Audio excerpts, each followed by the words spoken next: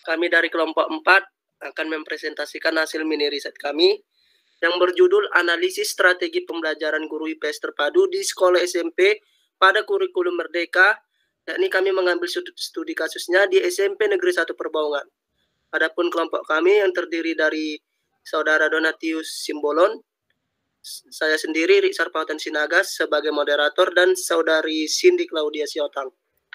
Baik, yang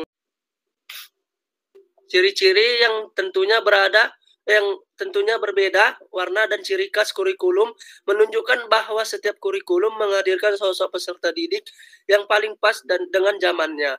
Menurut Ainia dalam jurnalnya mengatakan bahwa kurikulum Merdeka berfokus pada kebebasan dan pemikiran kreatif. Dapat disimpulkan bahwa kurikulum Merdeka Belajar adalah kurikulum yang berfokus pada slide selanjutnya. Ciri-ciri kebebasan dan pemikiran kreatif. Sekolah yang akan menerapkan kurikulum Merdeka Belajar harus mengikuti program yang diluncurkan oleh Kemendikbud, yaitu program sekolah penggerak terlebih dahulu, dan ini diperlukan kerjasama, komitmen yang kuat, kesungguhan, dan implementasi nyata dari semua pihak. Realitas saat ini, pembelajaran IPS masih bertolak belakang dari kondisi pembelajaran yang ideal, yang dimana pasalnya masih banyak ditemukan yang menyampaikan pembelajaran secara konseptual dan didominasi oleh metode ceramah. Hal inilah yang menyebabkan peserta didik jenuh dan ketertarikan terhadap mata pelajaran IPS menurun. Pada dasarnya, materi IPS yang memuat keterpaduan rumpun ilmu sosial semestinya dapat disampaikan secara kontekstual karena berhubungan langsung dengan masyarakat dalam kehidupan. Usaha mengembalikan konsep pendidikan IPS kembali pada marwahnya dapat dilakukan oleh guru IPS melalui mendesain pembelajaran IPS yang memerdekakan peserta didik.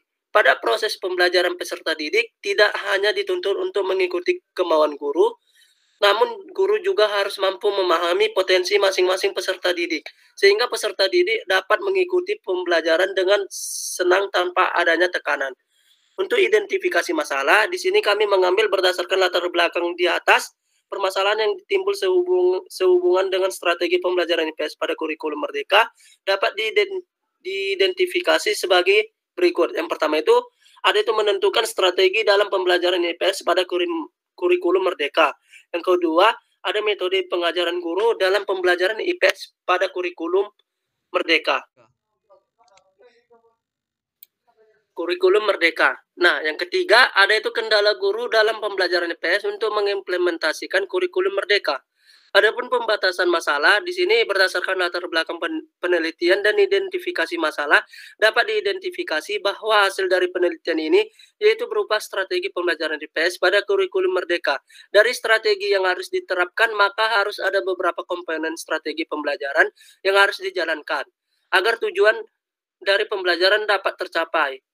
Kemudian pemilihan masalah dalam penelitian ini dilakukan dengan beberapa pertimbangan, yaitu karena pada kurikulum Merdeka, siswa dituntut untuk aktif, kreatif, dan inovatif guna untuk mencapai tujuan pembelajaran yang telah ditetapkan oleh Kemendikbud.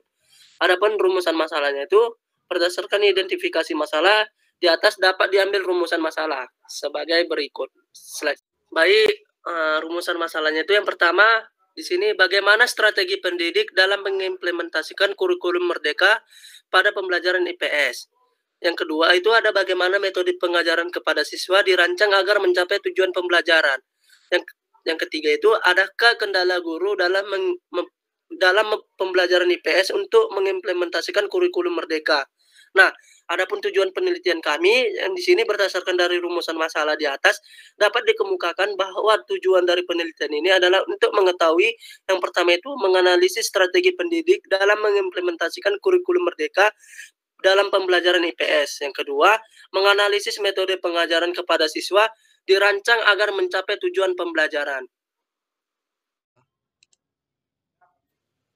Baik, yang ketiga itu ada menganalisis kendala guru dalam pembelajaran IPS untuk mengimplementasikan kurikulum Merdeka.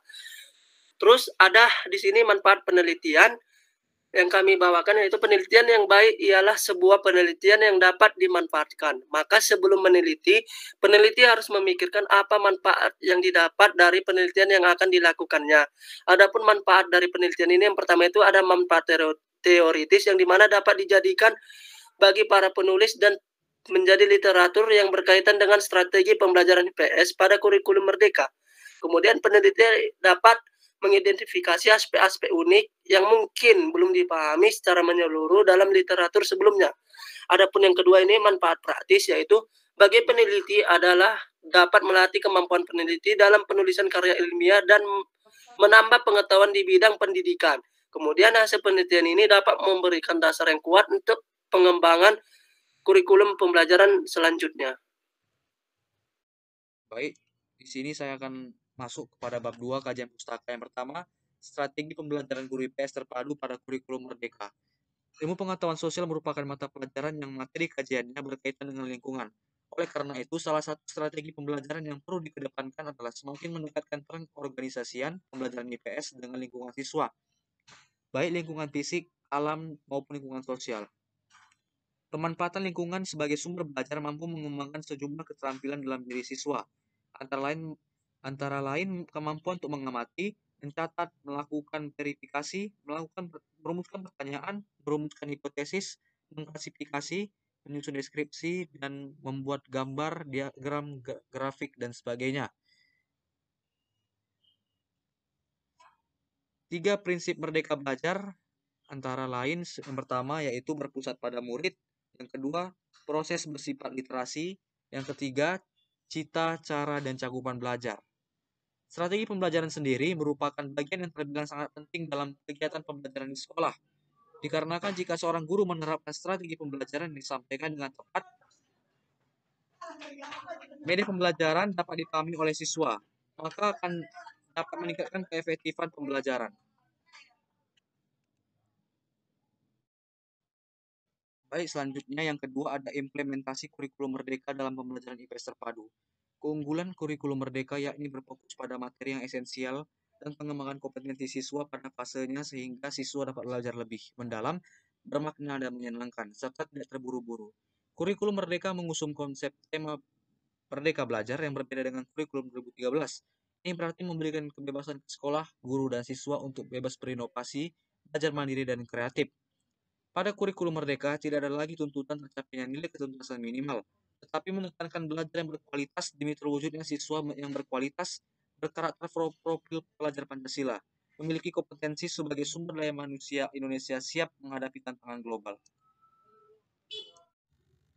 Baik, selanjutnya ada efektivitas pembelajaran guru IPS terpadu pada kurikulum Merdeka. Efektivitas pembelajaran merupakan sebuah capaian dalam lingkungan dunia belajar mengajar pada sebuah sekolah. Sebuah efektivitas dalam pembelajaran akan dicapai apabila penerapannya pembelajaran yang tepat dan juga kurikulum yang sesuai dengan kondisi pada masa-masa sekarang. Adanya kurikulum Merdeka Belajar yang selama ini diterapkan di beberapa sekolah mempunyai manfaat, yaitu siswa dapat memilih mata pelajaran yang mana ingin mereka pelajari sesuai dengan minat dan kemampuan mereka.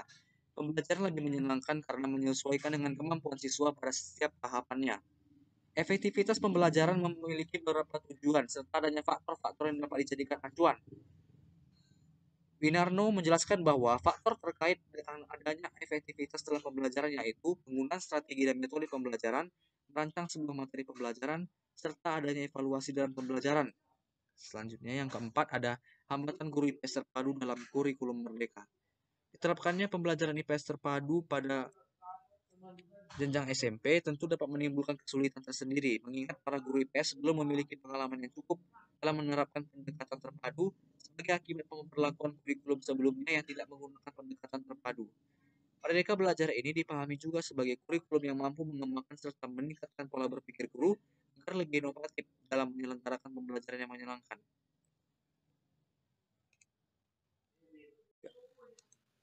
Baik, yang ketiga, bab 3 yaitu metodologi penelitian. Yang pertama lokasi penelitian. Lokasi penelitian ini adalah di SMP Negeri 1 Perbaungan, Kecamatan Perbaungan, Kabupaten Serdang Bedagai. Adapun populasi dan sampel Populasi merupakan sekelompok besar yang menjadi sasaran generalisasi atau dirumuskan sebagai semua anggota atau kelompok orang, kejadian atau objek yang telah dirumuskan secara jelas. Populasi yang digunakan dalam penelitian ini adalah seluruh guru IPS yang ada di SMP Negeri 1 Perbaungan. Sampel adalah bagian yang diambil secara representatif dari populasi. Sampel yang kami gunakan yaitu seluruh guru IPS yang ada di SMP Negeri 1 Perbaungan. Selanjutnya ada variabel penelitian. Variabel penelitian adalah suatu atribut atau sifat nilai dari orang yang ditetapkan oleh penelitian untuk dipelajari dan kemudian ditarik kesimpulannya. Adapun variabel dalam penelitian ini yang pertama strategi pembelajaran, yang kedua kurikulum merdeka. Oke, selanjutnya ada teknik pengumpulan data. Teknik pengumpulan data yang dapat digunakan dalam penelitian ini adalah observasi dan wawancara. Baik, di sini teknik analisis data. Jenis penelitian yang kami gunakan dalam penelitian ini adalah metode analisis kualitatif, yaitu metode yang digunakan untuk memperoleh informasi yang mendalam melalui berbagai informasi. Pendekatan ini digunakan untuk mengetahui pemahaman yang lebih komprehensif tentang pandangan mengenai strategi pembelajaran guru IPS terpadu di sekolah SMP pada kurikulum merdeka di SMP Negeri 1 Perbaungan. Ya. Adapun kesimpulan dari mini riset kami itu mengenai strategi pembelajaran bahwa adalah pilihan pendekatan yang menggunakan metode ataupun teknik untuk menyampaikan materi pelajaran kepada siswa. Saya kembalikan kepada moderator. Baik, sekianlah hasil presentasi mini riset kami dari kelompok 4. Kami mengucapkan terima kasih.